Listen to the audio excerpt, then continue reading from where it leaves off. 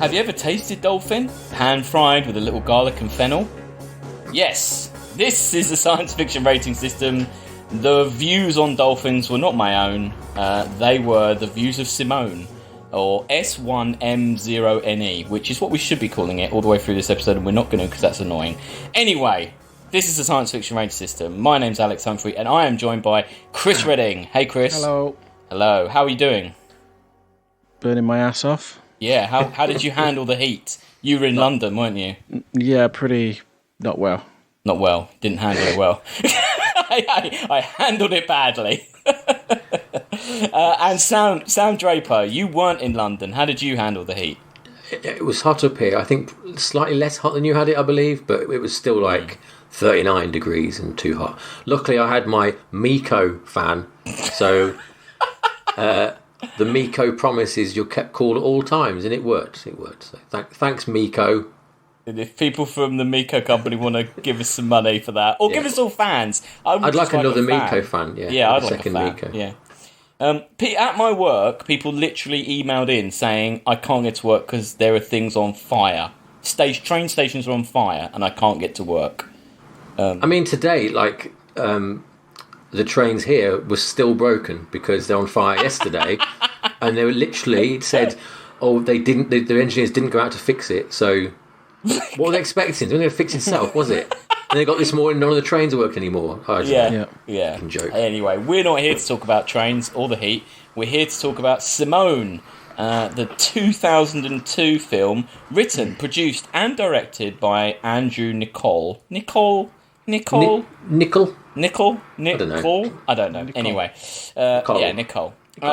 And we're talking about this because last week we watched In Time, and it was one of the most angry I've heard Sam be for quite a while, that film. It got you angry, didn't it? You were mad.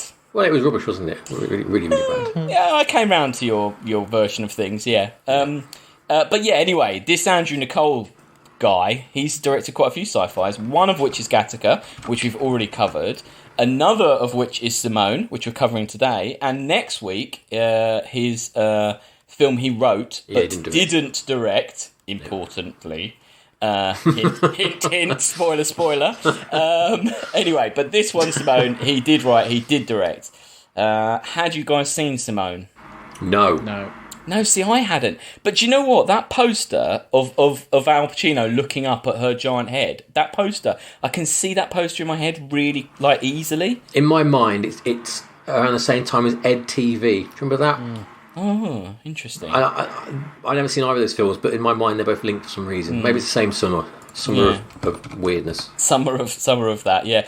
So anyway, the synopsis for Simone is as follows. Al Pacino plays Victor Taransky, a frustrated and fading movie director who inherits a virtual actress program from a dying madman. That's the sentence. Victor goes about using the fake Simulation 1 to complete his movie while shaping it into the real-life superstar Simone. Get it? But due to her popularity in the press, his creation takes on a life of its own. So yeah, it's a strange film because we're weirdly in a world where this film is kind of even past happening. Yeah. Like way past happening. I think this is the best time to watch Simone. Yeah? You know, a post-deepfake world is a better time to watch Simone than a pre-one. Definitely. Yeah, because I mean, to put this film into context in terms of technology, so all the ideas of this fake simulation actress, they're complete science fiction. The nearest modern technology it has, which it references very often, is chat rooms. Did you notice that? He keeps going on about chat rooms. Yes. His daughter keeps hanging around chat rooms, and he's just like, these chat rooms, these naughty chat rooms. It's funny to remember a time when chat rooms were like that important. Yeah, they were a thing. Even I mean, do you think the tech is purposely a bit weird though? Because like he uses 5.25-inch floppy disks, which hadn't been around for at least a decade by the point of this film coming out. But they look good. It does look good, and I think actually the discs look good. The film doesn't look good. Yeah. No. I like his crazy, weird specialist keyboard as well, which has buttons like Mimic and Morph. Morph. Yeah, that's another one. I've written a few of them down. Anyway, before all that, the start of Simone is there's a lot of a certain thing in Simone, and it starts with this certain thing, which is a pastiche of an art house film.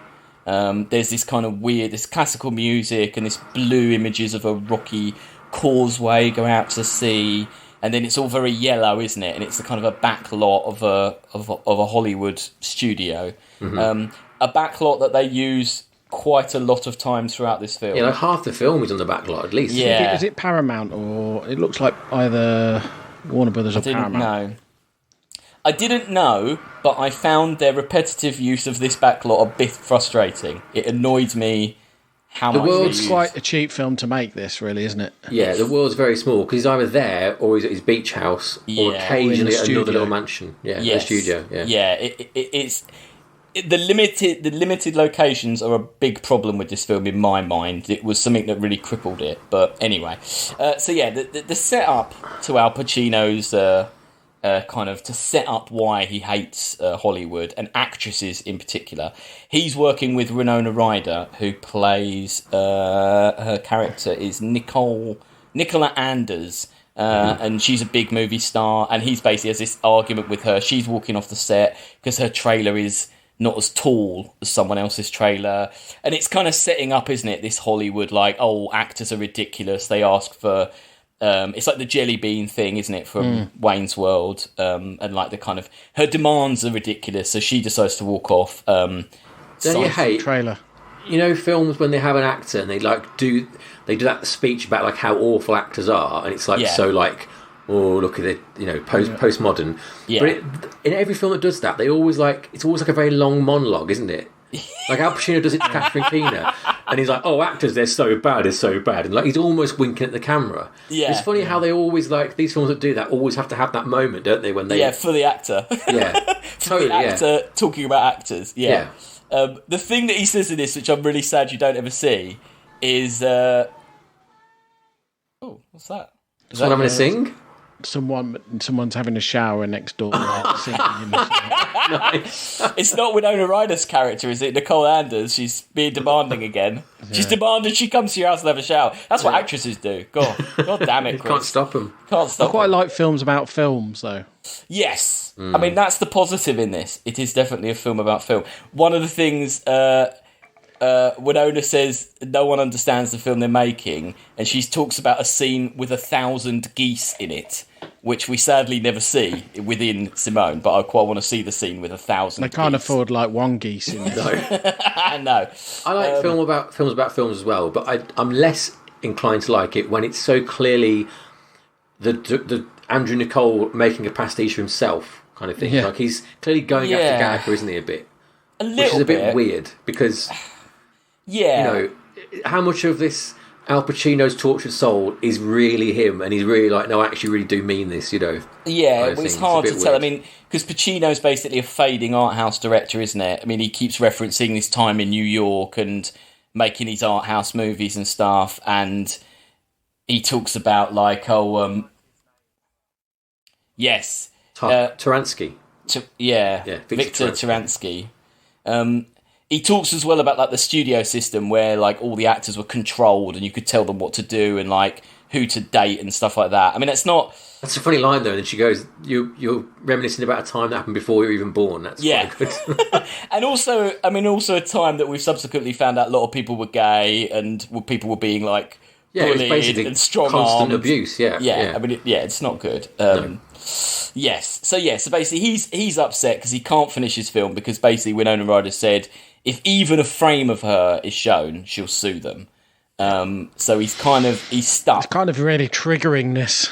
It was it. Did you find it? Did you find it triggering? I can't wait until we can just use fake actors. Do what he does. Oh, interesting. Have you had any situations like this, Chris, with actors or actresses? Loads. One still ongoing. Oh, okay. Wow. Well, okay. But This you don't almost say exact what's the word? This almost exact thing that's happening in the film is kind of happening with the guy at the Flash, isn't it? At the minute, Ezra, I forgot his name. Ezra Miller, is it? Yeah, Ezra Miller. He's basically just gone batshit insane, kidnapped a girl, and he's like living in a house with loads of guns and drugs. Yeah, and there's a lot of talk about, can they digitally get somebody else into that role? Because obviously it's a big tentpole of DC. Yeah. But, he's close to killing someone. This guy. Kevin Spacey one they did, didn't they? Yeah.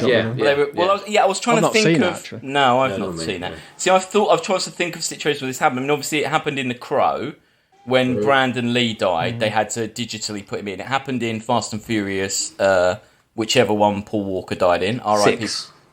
Paul Walker, freewheeling forever. On your side, along your side forever. What it was, yeah.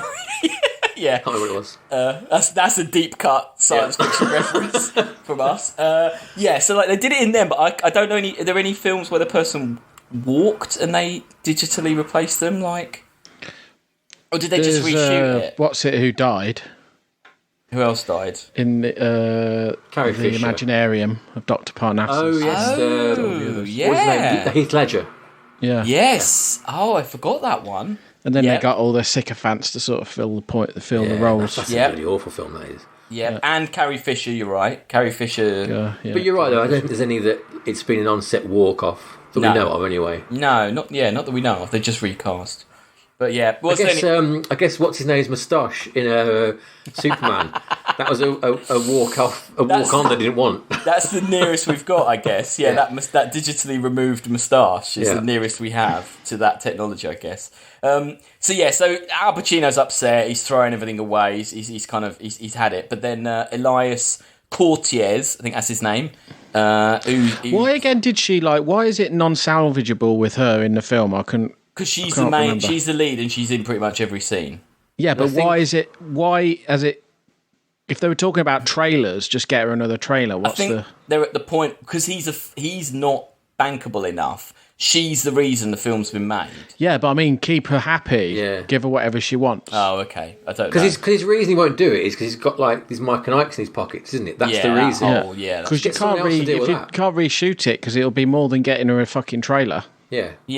Or a Mike and Ike man. Doesn't make any sense. Film, that doesn't. No, that's true. It doesn't. But I mean, a lot about his film doesn't make sense, does it? Like at any level, like what he does now with Simone. We'll get to it. Doesn't make sense, but Hank Alino turns up. So this is Elias Cortez, who's in loads and loads of stuff. He's in Gattaca. He's quite a big character. He's uncredited, allegedly. Is he? Yeah, that seems nuts, doesn't he?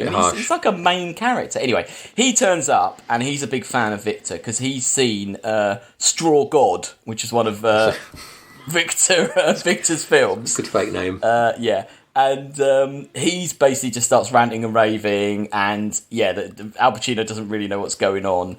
And they start having this conversation, and the great bits are that he's been working 8 years on this, and it's given him an eye tumour. Yeah. And the other thing is they start talking about synthespians and virtual actors, but he calls them vactors. Yeah, vactors. I like vactors. Yeah, I like that. Synthespians is pretty good. So he kind of gives him all this stuff, doesn't he? He gives him all the discs of it, and Al Pacino thinks it's all a bit wacky, and he doesn't really take it seriously, does it? I like the look of this main Simone. Old school hard drive inside like a weird plastic case thing. Yeah. Oh no, that's it. Sorry. Yeah, Al Pacino. Like a caddy. He refuses it. Al Pacino refuses it at this point, doesn't he? But then a while later, Hank's dead, and a lawyer turns up while Al Pacino's trying to recast, isn't he? He's trying to recast the film. He's like having to. He's mortgaged all his. It's a really pointless bit of pratfalling where his house is empty. He's mortgaged all his furniture, hasn't he? Yeah. And he thinks the taxman's come to collect, so he runs down the beach. I think, again, they're just using an empty house on the lot, because there are houses as well on the lot with no furniture in. Oh, maybe. It's a bit cheap, isn't it? I mean, they really are using every trick in the book. It does. The problem with this film I found is I kept thinking it looked cheap. I didn't want to think it looked cheap, but it doesn't. I mean, the budget is... Where is it? It's really 10 cheap. million. 10 million. And probably 4 of that's probably Pacino, isn't it? Yeah, that's true. So Hank dies, but he leaves Pacino the hard drives for Simulation 1, a.k.a. Simone, in his will. And he goes to boot it up, and she kind of appears, doesn't she, on the screen. a woman. She kind of her hair grows and all that. She unfurls, doesn't she? Yeah. I don't like seeing her eyes from the back. No, that's weird. Inside. I don't like that. Did you know that after seeing the photorealism of the computer-generated actors in Final Fantasy: The Spirits Within, but the producer started to lean towards the idea, photorealism, of having Simone be done like that. But there was heavy opposition from the Screen Actors Guild, claiming, in so many words, that replacement of actors in all movies will be the next logical step. So the idea was scrapped. Well, it's coming. It is. The other weird thing about... And also the thing is, right, sorry, just to interrupt you, but this minute they can cast Audrey Hepburn in a new film... Yes. ...convincingly, they'll drop them like a fucking rock, won't they? They'll get rid of them in an instant. All the actors, they'll just fuck them off because... Yeah. You know... Yeah, I mean, there won't be much place for this type of actress. No. Definitely not. See, it's interesting because as obviously Simone is played by an actress, Rachel Roberts, but actually in the original theatrical release, she was credited as herself, but it was changed in subsequent releases because I think probably the actress realised that's a bit of a shitty deal, that no one actually knows who you are. Have you looked up her other credits, though? Because basically she just works with this bloke. Yeah. So clearly, either he's digging her or something's going on, isn't it? Because I know, yeah. So anyway, 9 months go past, which I thought is kind of fitting because it's like a baby thing, isn't it? I thought you got it. Yeah. And there Phil stood his points to Alex there. Thank you. and they're at the cinema, and Pacino's daughter's watching. Basically, you see the same blue rock way, and instead of Winona Ryder on the screen, it is Simone now, and she is Valerie. That's the name of the film. And it's basically like the end of a very pretentious art house film, isn't it? Like, it's just a lot of rubbish lines, isn't it? I've got a question here, right? Yeah. Obviously, this woman can't act. Okay.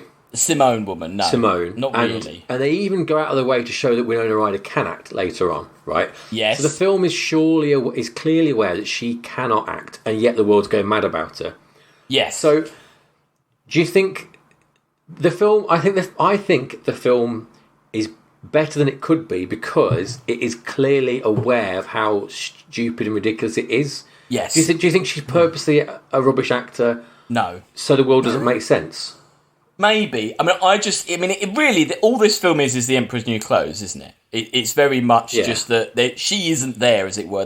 They create something out of nothing because to admit that she's false or she's rubbish or whatever would make them look stupid. Yeah, but do you think it's out of world bad, like in our world, bad casting and bad production that makes her look bad, or do you think it's a deliberate move to make it all be so ridiculously bad on purpose? Was she told? Because she's quite she's kind of empty, isn't she? Yeah. I think it's like they're making this for within their budget, and for the main role, they have to get someone who they have got nothing going on. Yeah. For the other stuff where it's contains, they've got Al Pacino and Catherine Keener, on very controlled days. Yeah, interesting. Interesting. And sets. Yeah. And this woman, they can basically just get her in front of a green screen and do whatever they want with her. Yeah. But you see what I mean, though? I don't know if we can answer this question without it being Andrew Niccol being here, and I don't think he would give us a straight answer anyway. I think the thing is, if I hadn't seen In Time, I'd be more inclined to believe a lot of it's intentional. But having seen In Time, and that was very clearly trying to be something very clever, it makes me think that a lot of what this film is doing badly isn't intentional, you know what I mean? Like maybe. I mean, she doesn't. I mean, later on when he drags and drops in Audrey Hepburn or Bridget Bardot or all these people, so stupid, isn't she doesn't. She's not then doing an impression of those actors. No. She doesn't simulate them at all. No. So that's a bit weird. Anyway. I don't know, but yeah, Pacino's very nervous. He's sitting on this amazing. I love that brown wave sofa he's sitting on. Yes. It's a really good sofa. It's a really nice sofa. Anyway, he's nervous that it's a flop, and there's this great bit when he's in the toilet, and all these geezers come in, and they're like, "Oh, how we how that was so fake," and then basically he walks out upset, and they're basically commenting that it's supposed to be 19th century Lisbon, and that no one would believe that or something. But it's a roaring success. Everyone loves Valerie and Simone, and we kind of cue lots of news headlines from around the world. Simone est fantastique, they say. And who is Simone? Why the secrecy? And basically, at this point, kind of he's still in control, isn't he? He's kind of being like, oh, she's just very secluded, she's very secretive, oh, she doesn't want to talk. And he kind of thinks it's all about him still, doesn't he? Well, can we talk about, like, where she is? What do you mean? Where? You know, the lot. Yeah, so he hires a studio, doesn't he? He hires a space. He puts a guard on the door, and it's basically an empty studio with just this computer. But so set up. He's got this film that's lost its actor, right? Yeah. And the studio said you can't do anything with it. What's happened in that 9 months? He's gone back to him and said, "Oh, I need a lot to finish the film, right?" And we need to invent a new sort of computer. Yeah, but no one's coming in. Technology. He's not telling. What's the rest of the studio being told about what's going on in those 9 months? Yeah, because it's a closed set, isn't it? Yeah. Like, no one's going or coming out. And, like, when he's filmed it, why does no one say, well, how did you film this? Because you've been alone in a big room for 9 months. And does he not have any, technical support? Is he the only one who knows how to use... He knows it all, apparently. Yeah, how did he know? I mean, really, he's in the wrong game, isn't he? He should be in, computer science, not... Yeah. Well, I mean, so basically you get to see the console in this next bit. And I've written it down, right? There's a main menu, has an emotions index, body catalogue, legend library, voice archive, and then backgrounds. And you can also see it say create, render, view, morph, and undo as well. They're the buttons. They're the comprehensive. Comprehensive. And then his you can do keyboard, everything with that. Yeah, his keyboard has like a mimic button.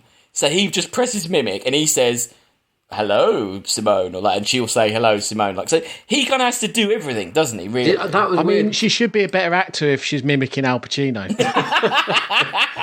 That's so true. Yeah, it's true, isn't it? Did you expect her to have her own mind? I did. I was very surprised that she was just basically a puppet that he had to control. I thought it would go that way, and I quite liked it. I thought it would go full weird science. Yeah. I was kind of glad that it wasn't that she was just this me too. face for Pacino. Because I love if we get some so it's not that interesting then, is it? Really? No, I quite like that it didn't go that way. It doesn't have an AI mind of its own. She isn't, because she isn't an AI, is she? She is just a computer program. She's just a computer program. It's just like those things you get on Facebook where you can turn your face into a cat or whatever. She's a Snapchat filter. Yeah, she is. Yeah, I mean that is she is for him. Yeah. He's performing. And she's the filter. I love any time when Pacino has to do a monologue as her, and he starts acting all fey in his seat. I love and Pacino's great, isn't he? Yeah, he is. Even in this, he's great fun. He's so good. He says, "Here's a quote. He says, a star is digitized. You know what this means? We have stepped into a new dimension. Our ability to manufacture fraud now exceeds our ability to protect it. No, detect it. That's the one." Our ability to manufacture fraud now exceeds our ability to detect it. And that's happened. That's really good line. That is very good line that I mucked up, but it is very, very, very true, isn't it? I mean, the Tom Cruise ones I've seen. Yeah, they're really good. Yeah, getting very good. Yeah. It's weird because it's almost underestimated where we've gone, hasn't it? This has. Oh, totally. I mean, the fact that any of us could make a deep fake if we had a computer big enough and enough time, you can just download it and do it. It's wild. Yeah. I mean, what's to stop you making a Tom Cruise film without him without his consent, right? And it would take you a while, but then release it yourself. And they're going to take some money off you. They're going to sue you. Yeah, but the exposure would be massive. But you've got a Tom Cruise film, so I wonted that. It's only a matter of time, isn't it? I think someone will do it. It just needs someone with the balls to do it. So, I mean, someone's going to do a deep fake an existing film with all different actors in each role. Yeah, that's what I think happen eventually. And if you said not Tom Cruise, not even on the poster, Like, people would still go and see it. Oh yeah, Tom with an H cruise. it's kind of Cruise. like the kind of Lee exploitation era when Bruce Lee died, and then all those they were like Bruce Lie or Bruce Lou or Bruce Wee or whatever. They just like were people that look like Bruce Lee in these kind of vague Bruce Lee films. The thing is, if you think about it, right, if it gets to the stage where it is that easy to do, you could release your Tom Cruise film, right, and then I could deep fake your film, couldn't I, with a better Tom Cruise and release it again as my new, like my upgraded version of Tom Cruise. But isn't that exactly like with The Mandalorian, with that final episode in the second series where they just basically did the ending better than they actually did it, didn't they? Didn't someone redo the Luke Skywalker bit? Oh, I don't know. Better. I think someone. Oh, yeah, I've seen that. Yeah, yes. they just did it better than the TV guys did it. So also, Cats the film was patched, wasn't it? Do you remember that? Oh no, Cats got patched when they changed some of the faces with that, with a post. It was post-release patch sent to cinemas, which is nuts.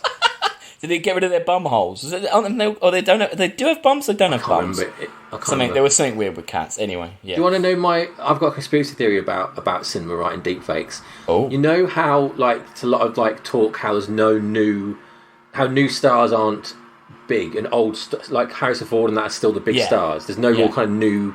Everyone's going towards the old stuff. I'm saying music. Yeah. I think it's Chris Hemsworth. Everyone but Marvel. No. It's not, but there's Marvel ones will have like Michael Keaton or they'll stunt cast old people, won't they? Yeah. And there is a thing. I read a thing about how music and film, everything trends towards old. Old used to be not used to be on posters because it was considered bad, but now it's all over the place. Yeah. I think it's Hollywood positioning old as cool because they know as they all die. The technology is nearly there for them to have catalogue control of remaking and using these dead people more than and not having to use new people. So I think there's a big shift happening where we are being forced to be told to think about the Beatles and about old household and old things because they know they can like a Mickey Mouse film. They can exploit these dead people.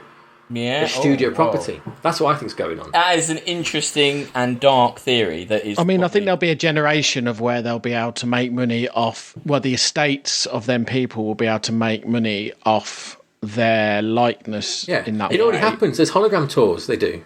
But I think beyond that, I think they won't be able to because, like, what's happening with music in the sense of everyone's selling their entire catalogues now. Yeah. Because AI is getting to the point where it will be able to make you a new Beatles song. Yeah. And it will sound like the Beatles. It'll be a Beatles song, but it will be something you've never heard before. Yeah. Yeah. And so the ownership of the rights won't mean anything. Yeah. But that's why it's important that they do own all that and they own the Beatles as a brand because, anyone can make a Beatles song, but only EMI or whatever they're called now can make the Beatles song. Yeah. Wow. That's why they buy, like Mariah Carey's songs, all these songs, stuff like that. And that's why it's so, intellectual property is so important because that's the only thing that they can hold sacred and we'll be able to, I don't know. I think it's very interesting and there's going to be a big upheaval in the next few years. I honestly think the next 10 years there will be a film with Audrey Hepburn or someone like that as the star, Yeah, and that'll be in cinemas, won't it? Like that'll be the I mean, it's a computing problem. It's not even which is almost solved. It's like you say, it's not. The family just need to approve it. Exactly, they want money, won't they? Yeah. Someone owns all her back catalogue, so they've got all the. I mean, the fact they put on a fucking Galaxy advert, whenever that was, they clearly want the money. So that was back when it didn't really work very well. That didn't look very good. Yeah, her estate is obviously up for some money. Pacino starts mucking around, making her say weird things like "I am the death of real," which is quite fun. And he also goes, "Oh, you're too much Meryl Streep."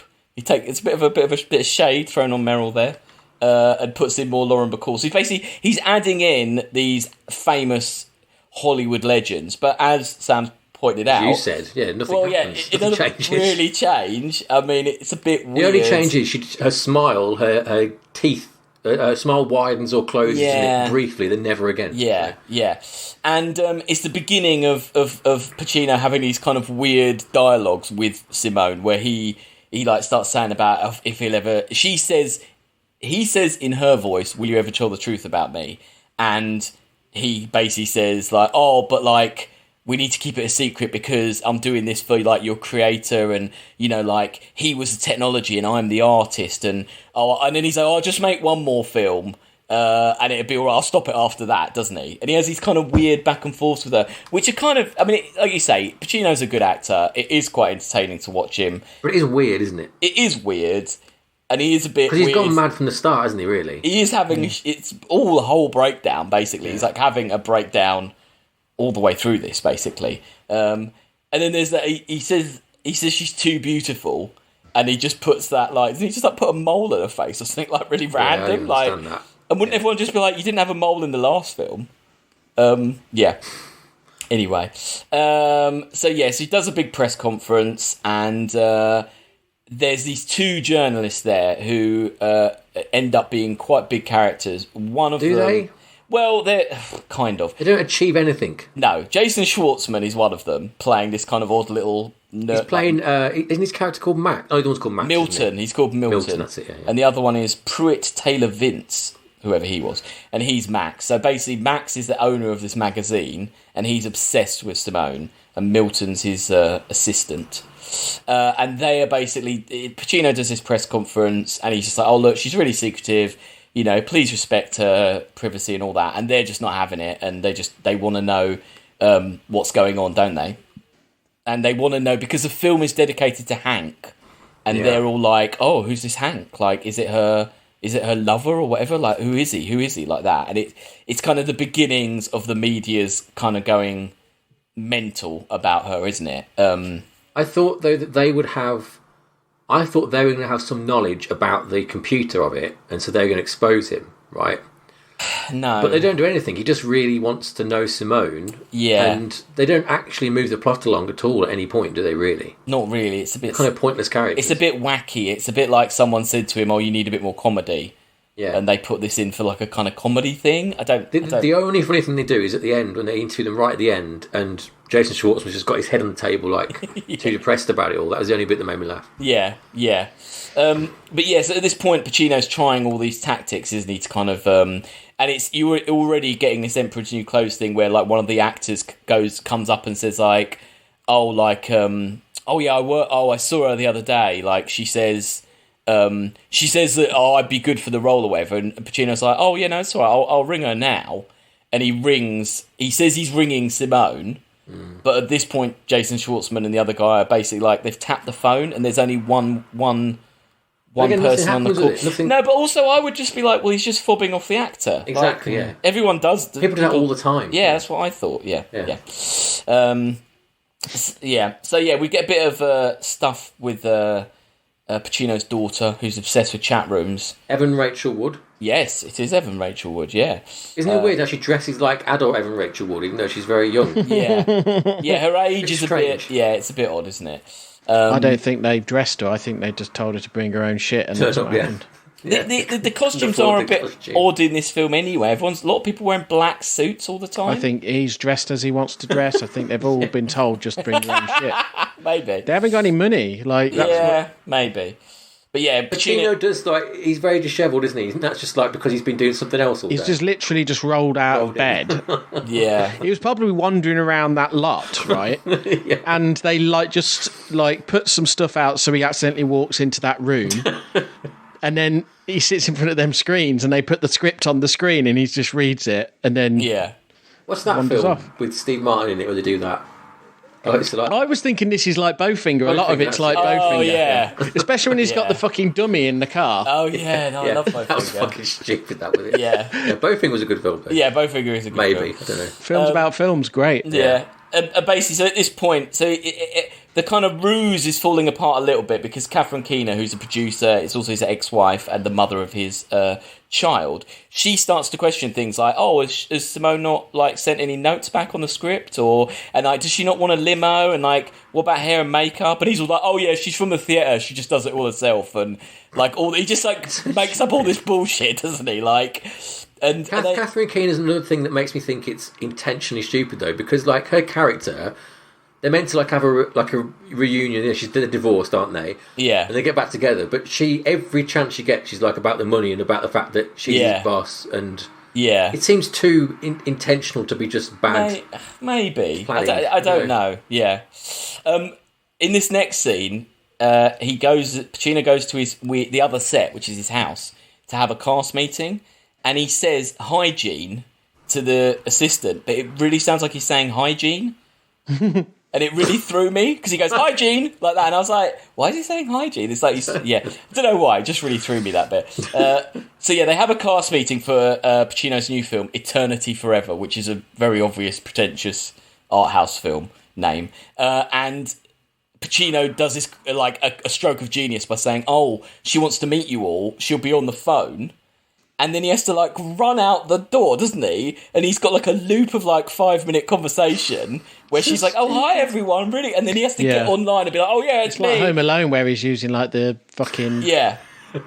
Talk boy. Yeah, it's a bit ridiculous. Allegedly, all the other actors are named after either computer software or hardware manufacturers. There's Coral, Clarice, Simone worked with her cousin Dell. There's Hewlett, Sinclair, Lotus...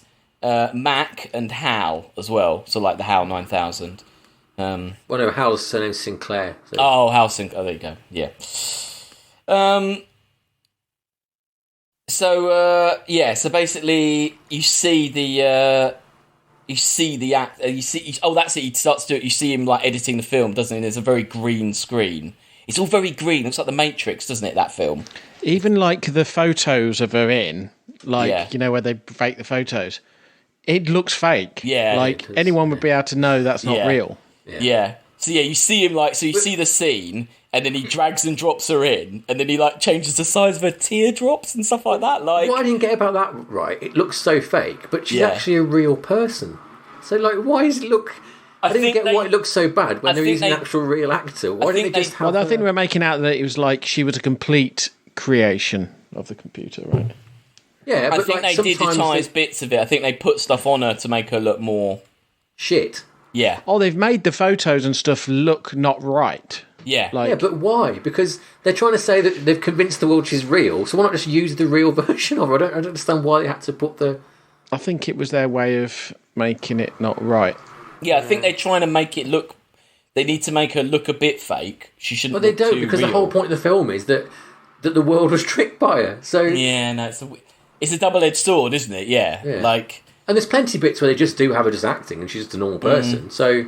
Yeah, anyway. So things are kind of getting out of hand. Pacino wants to kind of convince the world she's real, so he books a hotel room and then just, like, does this, like you say, literally Home Alone thing, like, sleeps on the bed, puts blonde wig hairs around, gets a Barbie and goes back and forwards across really on the window, so it looks like the shadow of a woman.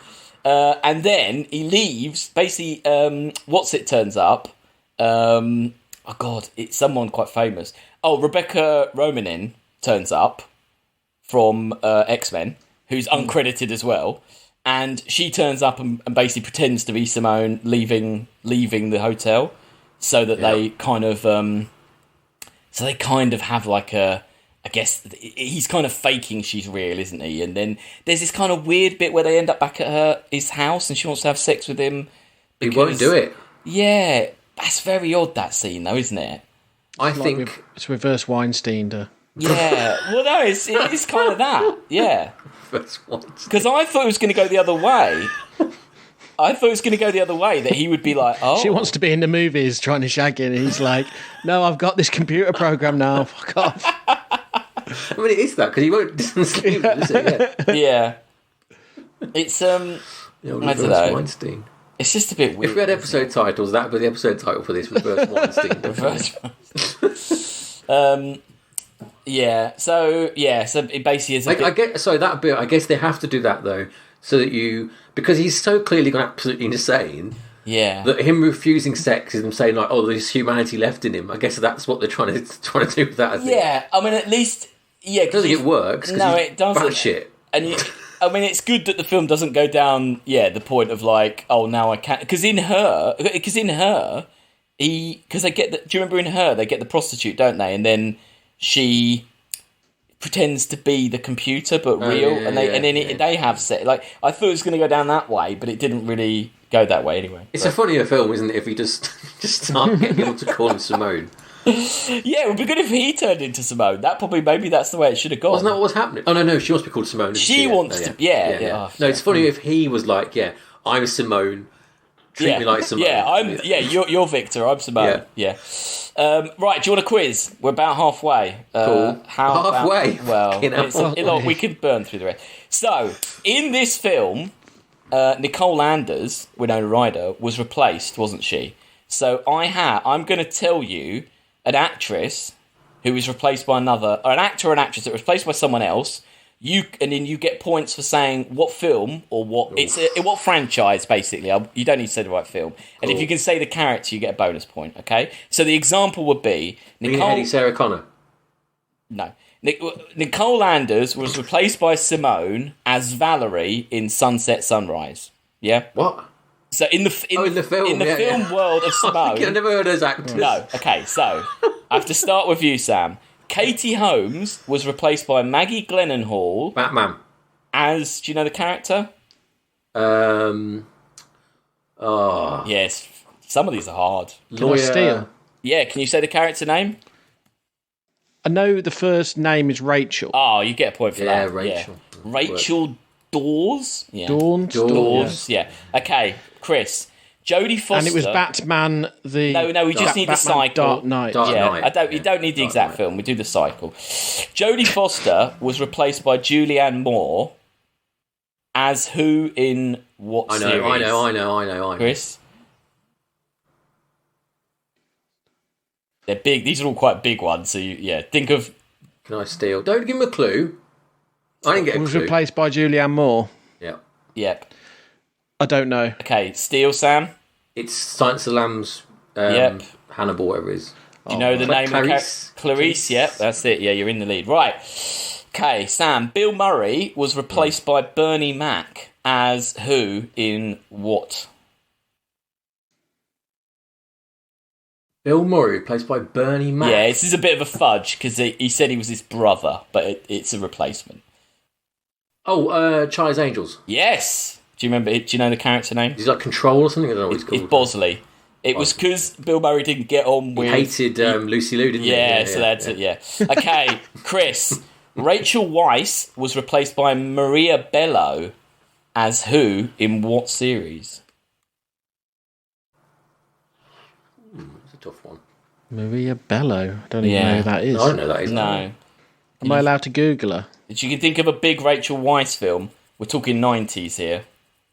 Big series for a while, huge for a while. Quite good. Needs a re-evaluation. Series or film? It was a series, 3 films. And a spin-off with The Rock in. There's a clue for you. No. It's The Mummy. She was the main character in the Mummy cycle. Yeah. Scorpion King. Yeah. Okay, right. Sam. Terrence Howard was replaced by Don Cheadle as who in what?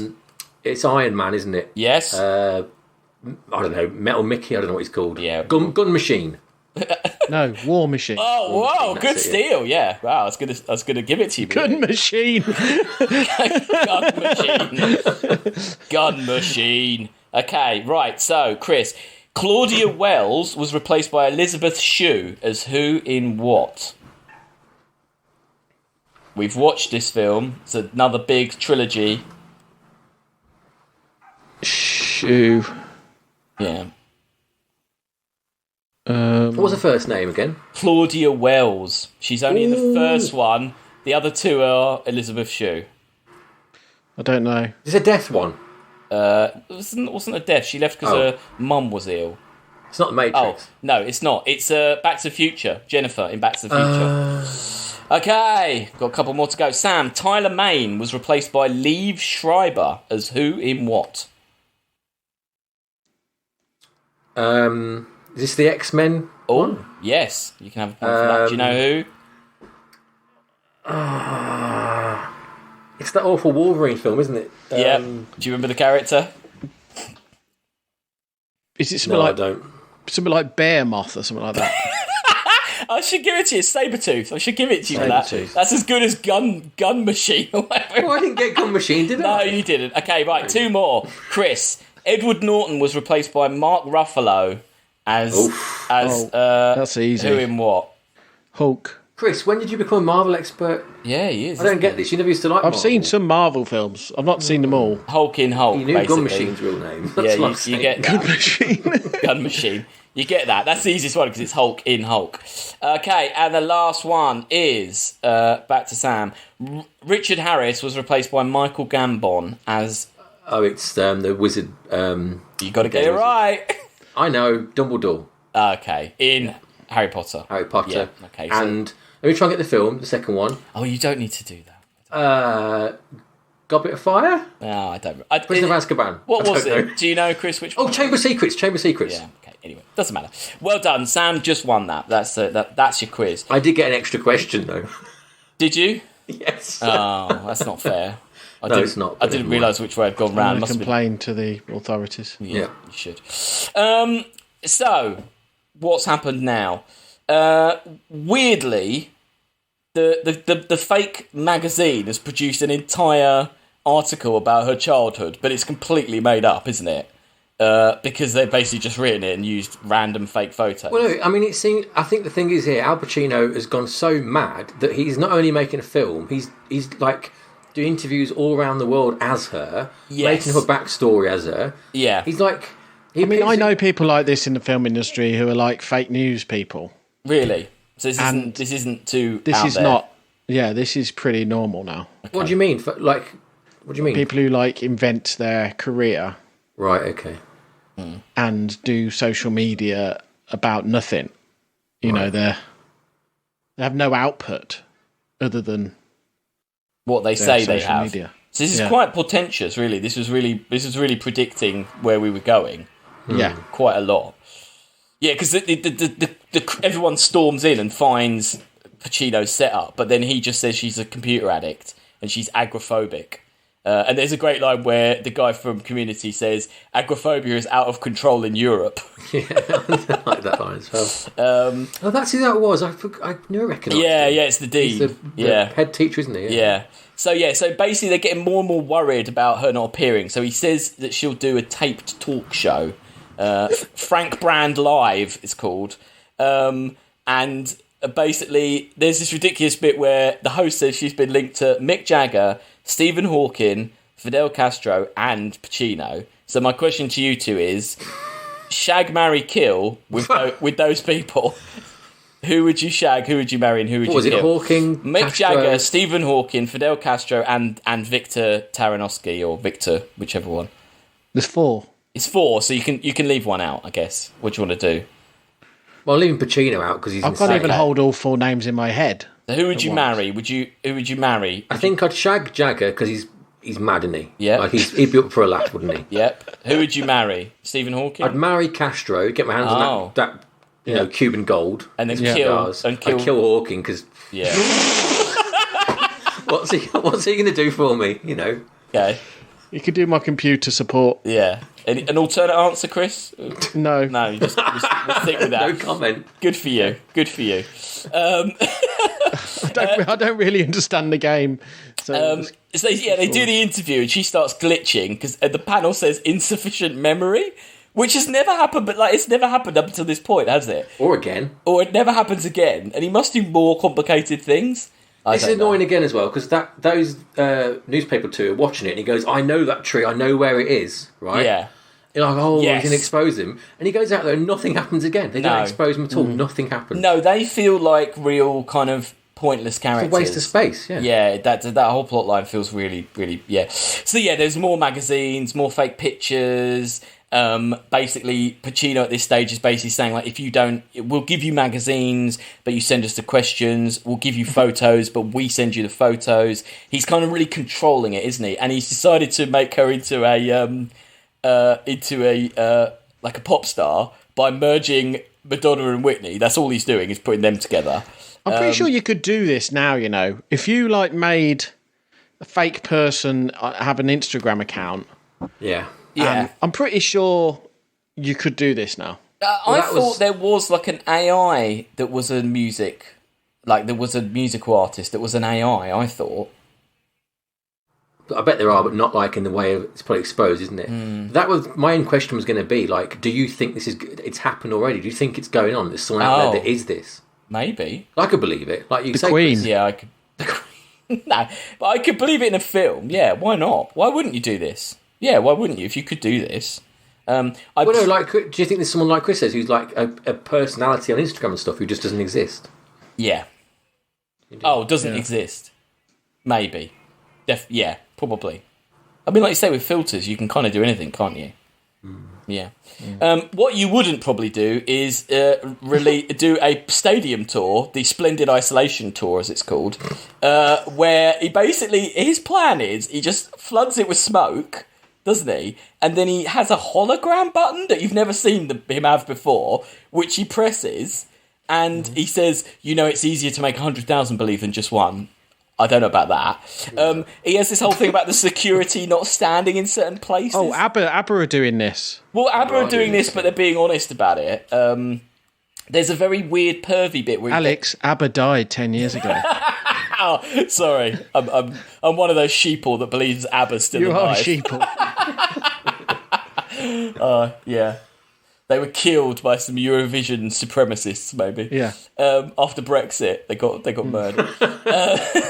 There's this weird. The nearest this film gets to that kind of pervy subtext is when he's cycling through costumes. Didn't you think? Oh yeah. And he gets this is quite there's some pretty dodgy ones, but he goes. You know what I thought was a bit meta about this was that when they show the big crowd shots, and obviously they've comped in some really terrible Simone posters onto onto stock footage, and it's like the film doing what the film's saying it's doing, but to us, isn't it? Yeah, why is it in films... And that satellite is nicked from another film. Definitely, yeah. And why is it in films, when they want a bit where they show it's broadcast around the world, they always show the Taj Mahal and the pyramids? Why are they the go-to? You know it's probably like rights, because you can't show the Eiffel Tower, because there's rights. What do I know why? We don't have to include it. Why? Because it's obviously because people are idiots. And they know one thing about the East, the Taj Mahal. They know one thing about Africa, the pyramids. I mean, these days you'd probably show that big tower in Dubai, wouldn't you? Like the no one fucking knows that. Fuck that. Australia shows in the Opera House. Yeah, that's true. It's getting more wacky now. The film. Pacino decides to put a dummy in a car and drive the car with the dummy, and then drive up alongside Catherine Keener and be like, "Oh, I'm next to you, I'm calling you." Hey, do you know what I noticed here that I liked? You can see around him there's all black Range Rovers in the front and back, because clearly they're on a real freeway, aren't they? Oh, and they've blocked off the bit of freeway. Oh, because it's cheap. Because they couldn't afford to close it. Oh God, I never noticed that. So if you look at they're doing it in one shot, probably they're filming from the other Range Rovers. Amazing. Yeah. And if you look both sides of it, there's it's a road, 4 black Range Rovers just blocking off each lane. So they've got a cordon around them to film it. That's mad. They're doing a one-shot deal. Probably they could only close that section on a rolling close. I don't think they've even closed it. I think they just got on there. Yeah, they just got a line and just filmed it. He's probably on a low loader. Yeah, maybe. So he's not having to drive. Yeah. They didn't get any sort of permit. They're just right. wait till the junction's clear. Everyone get on there. And then act your ass off, Pacino. Yeah. He crashes into something, which is ridiculous, because there's no aftermath of that, is there? It wasn't in the script. Well, maybe. Like you say, this film keeps throwing in these elements that don't, these exposure elements that don't pay off, and it's so frequent. I think it's on purpose. I think it's got to be.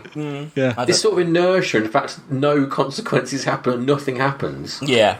So they go to the Oscars together, don't they? Him and his wife and his big daughter. Placard, and there's a big kind of parent trap thing going on where the daughter wants them back together, isn't there? And all this stuff. And then this is the moment. See, I thought this film was going to take a turn here.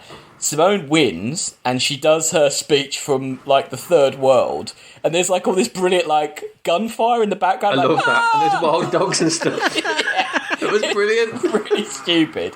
And she's all done up in perfect makeup and looking fantastic. And there's just ruins around her, yeah. But she does her speech and she doesn't thank Pacino.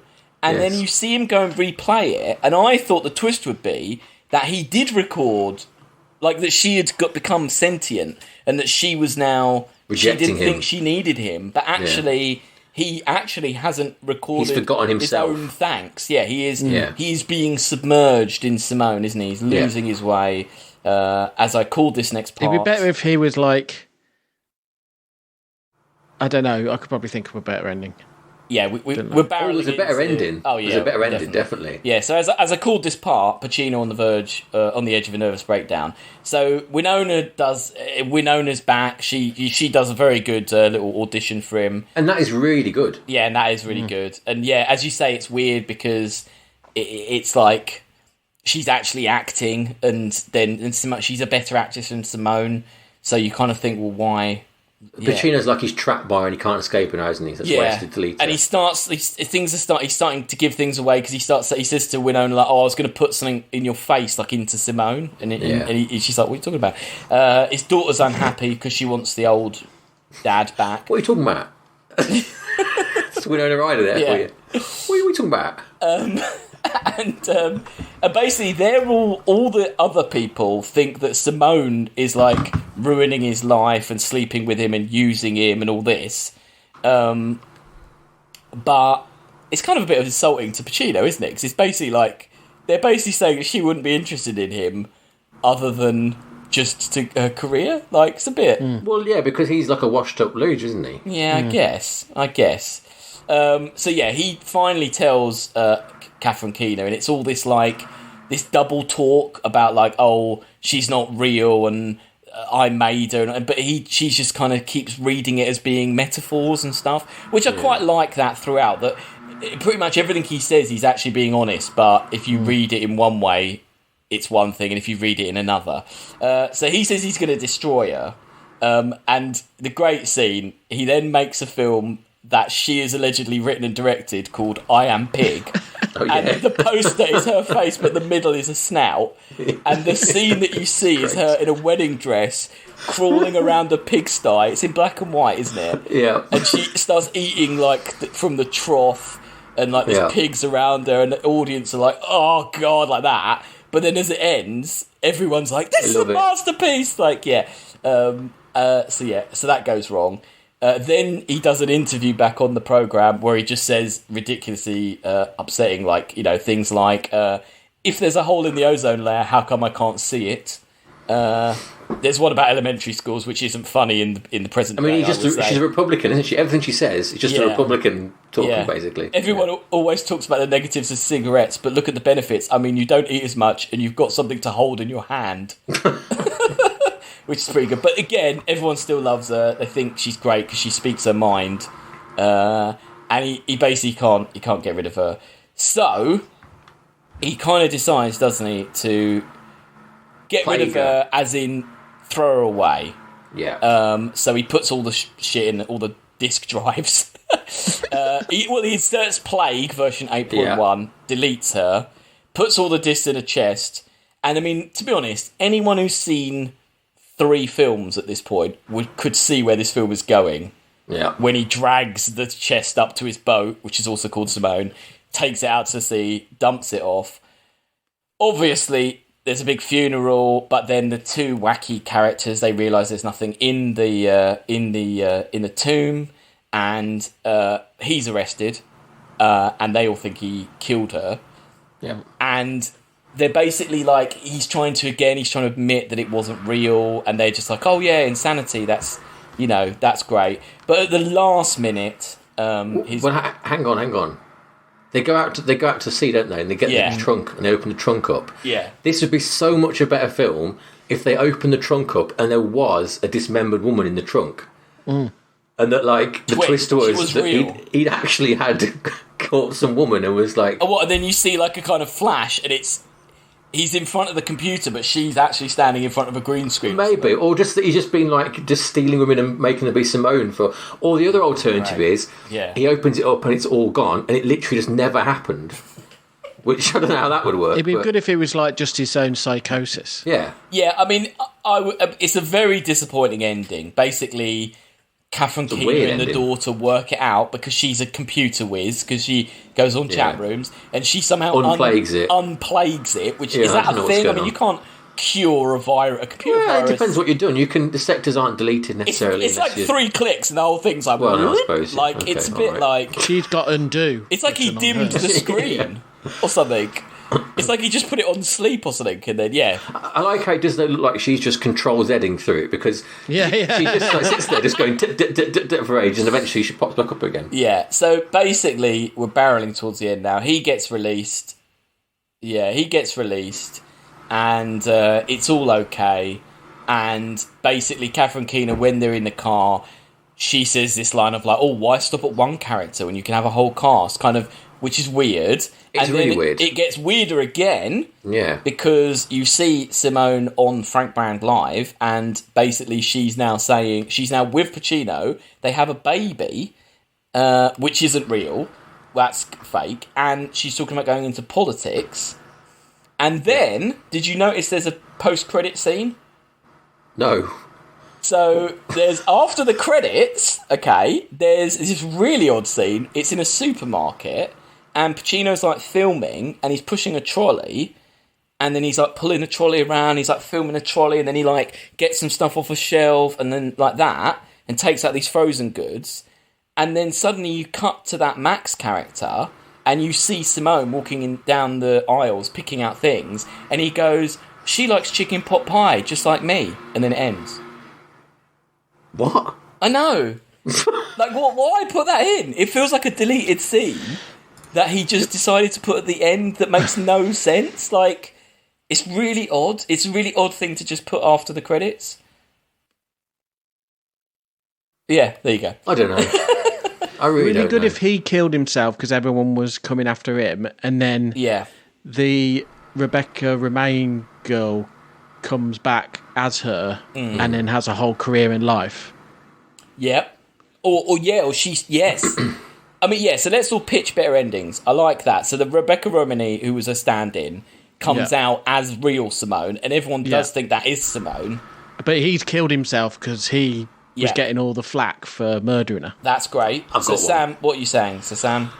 There's Simone goes away for years, and he goes away, and there's a Simone comeback, and they go, Simone's coming back, a new tour, or whatever, and they reveal in that scene in Batman with Jack Nicholson with the Joker, with all the bandages around him. Yeah. So the chair's like that, turns around, takes the bandages off, and it's Al Pacino with terrible plastic surgery to make him look like Simone. Yeah. That would be brilliant. Yeah. Yes, I like it's like that. a Wizard of Oz reveal at the end. Yeah. Or you see the footage of Simone's new film, and it's just him in a shit wig, being like, I'm Lauren Bacall. Yeah. Like that. Yeah. No, but I like... What's yours, Alex? What's mine? I quite like the idea that actually there was a dead body. I think he should have just gone to the chair and died. I think he should have been... I think he should have been... Yeah, I think he should have been killed, right? Yeah. So he goes to the chair for murdering her, and then maybe... Oh, they make an AI out of him. They realise it wasn't his fault, and so to honour him, they make an AI Pacino, and he's the next new star. He lives on in the computer. Yes, or... yes, it's a simulation director as well as a simulation actor. So almost they create a simulation studio where there's a simulation of Pacino. I mean, the real answer is you can't salvage this. It's rubbish. It's not a great ending. And ultimately, it feels hideously dated because of where we are now. Well, also weirdly prescient, though, because it does predict deep fakes in a way, doesn't it? Yeah, so what do we all think, ultimately, with Simone, then? Crap. Yeah? It looks cheap. I don't like how cheap it looks. It's a really crap idea. I think it's a crap idea. Poorly executed. I agree, but there's something about it that tells me they're in on the joke. They know it's bad, and that they're just trying to make some cash. I don't know. I feel like there's so many missteps and so many things that don't add up that it's kind of intentionally like that. I think there's some merits to it, and I think it's interesting to watch it now in the world we're in, where we know where we've gone. But it does fit. I don't know. I just hate it. Keep seeing the same sets again, and it's not good. And it does look very cheap, but it has got Pacino in it. I do like Al Pacino. Yeah, Al Pacino's good. He's clearly having a laugh, isn't he? Yeah, he is clearly having a laugh.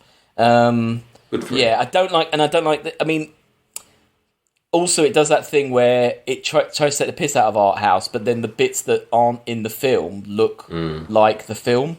So as we're in uses the same colouring. Yeah, as we're in Nicole's season, do you think it's better or worse than In Time? Better. Worse. Oh. I thought it was better. It's You less... think worse, though, Chris? It's, I think In Time doesn't seem like a handicapped through budget film. No, it's definitely You've got less of an excuse for being rubbish then, really. Yeah, but I don't know. I don't know. I was buying it more. This was more on the. This was in the realms of, like, like weird science or. It's a bit like Weird Science, yeah. Yeah, I'd say for me, this had a rubbish ending, but In Time had a rubbish, like, from Everything. the middle onwards. I really didn't like. I like the beginning of In Time. I don't like it from the middle on, whereas this only didn't really like the end. Because I Is felt... it better than Gattaca? No. It's not better than Gattaca. So are we rating? Let's have a look. So where is... so In Time is very low. In Time's at 207. It's better than that. But where's Gattaca? Oh, Gattaca's way up, like 90... No, it's... 87. Obviously, it's nowhere near Gattaca, no. It's like an interesting idea, not very well executed. It's poor. What do we say? Where do we put something? Is it around Toys? 185? Oh, no, it's higher than that. I think Toys is a... 160. no, Toys has better got more film. going for Yeah, it. Yeah, I Toys, think the so. look of Toys is better. What do we think then? Kind of... I mean, it's hard, isn't it? better than Ready Player One? Oh, I think so, yeah, but... Is it better than The Matrix, Revolutions and Reloaded? No. No, it's not better than Minority Report either. But it... Or Doom. No. Oh, or Predators, because Predators is Predator. What about... It's probably under that Galaxy... It's probably... Howard the Duck. Yeah. Where's Howard the Duck? 194. Oh, but I like Short Circuit 2. I like... Bicentennial Man. I like Equilibrium, though. Around Equilibrium, that's fine, yeah. One below that, below Great Wall. Below Great Wall? Below Species. Above Species. I think it's better than Species. Species is bloody awful. Yeah. Yeah. What do you reckon, Chris? You alright with that? Where you're suggesting 198? 198. Or do you prefer The Abyss for its technical achievement? I'd say, yeah. Abyss is a better film. 199. Okay, so below The Abyss. Yeah.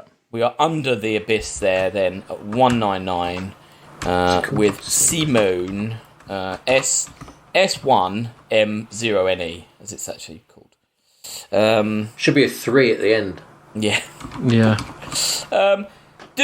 My other question for you guys is, should this film be remade or retooled, or... No, I think it should just be forgotten about, deleted. I don't think. You don't think that we could do more with this idea now? Because of the... No point. Or is it There's too better late? ideas. And it's happening now anyway, so what's the point? Yeah, fair enough. We're in it. We're in it, so you can't talk about it. Yeah, Hope you like deepfakes. You're in one. yeah. I got a surprise for you. I'm not really here. I'm dead. I'm dead from gout. Yeah, he died from gout last year. It's just a fan. It was just all a fan all along. Yeah. Yeah, gout's a conspiracy as well. Yeah. Fake illness. Yeah. Well, that was Simone. We've got more Andrew Niccol coming next week. One he didn't direct, though, one that he just wrote. So that will be interesting to see how it fares against the rest. And then our Andrew Niccol season is over. No more Andrew Niccol, unless you make a new one. But then we won't be able to talk about it. Any news or correspondence or anything? Complaints about us missing a week, to which I say, fuck you, it's free. Well, it's nice that someone cared. Yeah. Oh, were they just moaning, or were they like... Yeah, saying, why can't you put one out every week? I don't know, why can't you put one out every week? It's fucking hard work, to be honest. Yeah, I mean, there's a lot goes into this. It might not sound like it, but... Pay me a living wage for it and I'll do it, but, you know... Cost me money to make this. Hating on our fans as usual. Yeah. That's all. Well, thanks for caring. So anyway, send us some stuff. Tell us what to watch. And if you don't like it, fuck off. A little bit, yeah. And that's it. So goodbye. Fuck off.